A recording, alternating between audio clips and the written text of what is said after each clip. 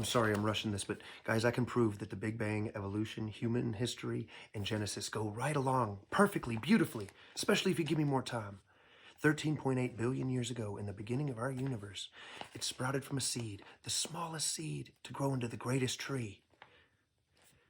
And in that seed is a formless void of quarks. Quarks, little pieces to make protons, neutrons, and electrons that make all the atoms that make everything.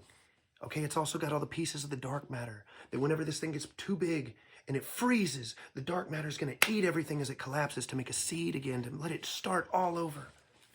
It's got all the stored energy for 100 trillion years of this universe, and that energy follows the laws of physics because it is guided by an intelligence. The earth was formless and void. Darkness was over the surface of the deep, and the Spirit of God was hovering over the waters. That's what this means.